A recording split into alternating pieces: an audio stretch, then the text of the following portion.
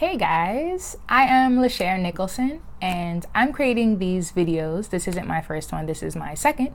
And I'm creating these videos for the entrepreneur hopeful, for those who haven't quite started their own business yet, but have in mind to start their own business, or even if you're sure that you want to venture out into the world and give the world what you have invented or created, or provide a service in an area that you are particularly gifted in.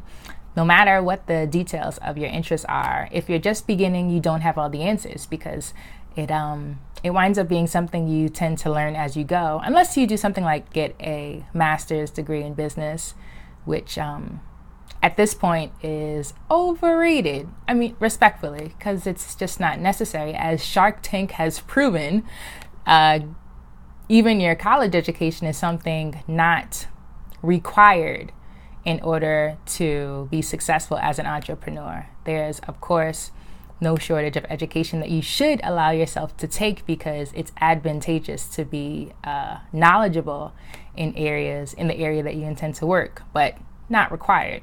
So as I'm learning details of starting a business, because I'm starting a couple on my own, I wanted to create these videos for you so I can teach what I learn, because I learn best when someone is actually talking to me and engaging with me instead of just reading it from some website, because hopefully you know that the internet has like no shortage of information on any topic, probably in the world, but specific to entrepreneurism and starting a business, there's no shortage of information that you could very well get yourself. But if you're interested in having someone kind of like, you know, not necessarily coach you through it, but teach what they learn, that's what I'm here to do. Okay?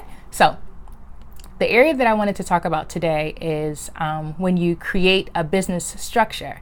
So when you have a business in mind and you're ready to, make it legal, so claim your business as a legal entity, you have to decide what type of business it will be. So there are 3 kinds of businesses that you can choose, that you can elect, and you have to choose one because every business has to have a formation type. You know, you can't just have your business name without a specific way that you have formed it.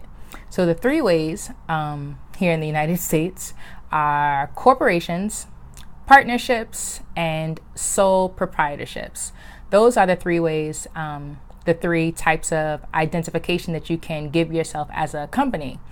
And there are special types, including S corporations and limited liability companies, LLCs, which are probably like really, which you're probably most familiar with, because that's what I was most familiar with. But those are subcategories of these. The one that I want to talk about today is the one that I learned about recently. That is the one that I'll be changing to, because when you create a business and you elect a type, you're not obligated to stay in that. Thank goodness, because I want to change my business type from limited liability company, what it currently is, to S corp. To sole proprietorship. And I want to discuss with you what that is and the pros and cons that I've learned that I want to teach you. So when you decide on what you should identify your business as, you can consider sole proprietorship with the information I've given and any information that you may have learned on your own. Okay?